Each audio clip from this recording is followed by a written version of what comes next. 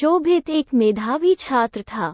उसने high school और intermediate की परीक्षा में पूरे जिले में टॉप किया था। पर इस सफलता के बावजूद उसके माता पिता उसे खुश नहीं थे। कारण था पाए को लेकर उसका घमंड और अपने बड़ों से तमीज से बात न करना। वो अक्सर ही लोगों से ऊंची आवाज में बात किया करता और अकारण ही उनका मजाक उड़ा देता। खैर दिन बीतते गए और देखते देखते शोभित स्नातक भी हो गया। स्नातक होने के बाद शोभित नौकरी की खोज में निकला। प्रतियोगी परीक्षा पास करने के बावजूद उसका इंटरव्यू में चयन नहीं हो पाता था।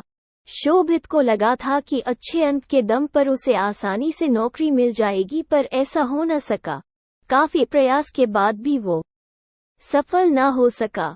हर बार उसका घमंड, बात करने का तरीका इंटरव्यू लेने वाले को अखर जाता और वो उसे ना लेते। निरंतर मिल रही असफलता से शोभित हताश हो चुका था, पर अभी भी उसे समझ नहीं आ रहा था कि उसे अपना व्यवहार बदलने की आवश्यकता है। एक दिन रास्ते में शोभित की मुलाकात अपने स्कूल के प्रिय अध्यापक से हो गई। वो उन्हें बहुत मानता था और अध्यापक भी उससे बहुत स्नेह करते थे। शोभित ने अध्यापक को सारी बात बताई। चूंकि अध्यापक शोभित के व्यवहार से परिचित थे, तो उन्होंने कहा कि कल तुम मेरे घर आना, तब मैं तुम्हें इसका उपाय बताऊंगा। शोभित अगले दिन मास्टर साहब के घर गया। मास्टर साहब घर पर चावल पका रहे थे। दोनों आपस में बात ही कर रहे थे कि मास्टर साहब ने शोभित से कहा, जाके देख के आओ कि चावल पके कि नहीं।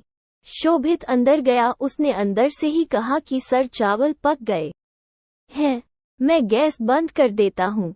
मास्टर साहब ने भी ऐसा ही करने को कहा। अब शोभित और मास्टर साहब आमने सामने बैठे थे। मास्टर साहब शोभित की तरफ मुस्कुराते कर बोले, शोभित तुमने कैसे पता लगेगा कि चावल पक गए हैं? शोभित बोला, ये तो बहुत आसान था। मैंने चावल का एक दाना उठाया और उसे चेक किया कि वो पका है कि नहीं। वो पक चुका था तो मतलब चावल पक चुके हैं। मास्टर जी गंभीर होते हुए बोले, यही तुम्हारे असफल होने का कारण है। शोभित उत्सुकतावश मास्टर जी की ओर देखने लगा। मास्टर साहब समझाते हुए बोले कि एक चावल के दाने ने पूरे चावल का हाल बयां कर दिया।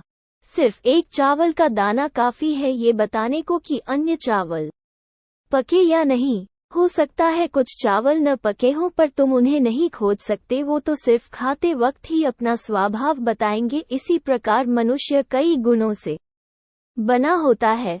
पढ़ाई लिखाई में अच्छा होना उन्हीं गुणों में से एक है, पर इसके अलावा अच्छा व्यवहार, बड़ों के प्रति सम्मान, छोटों की प्रति प्रेम, सकारात्मक दृष्टिकोण, ये भी मनुष्य के आवश्यक गुण हैं और सिर्फ पढ़ाई लिखाई में अच्छा होना से कहीं ज्यादा जरूरी है।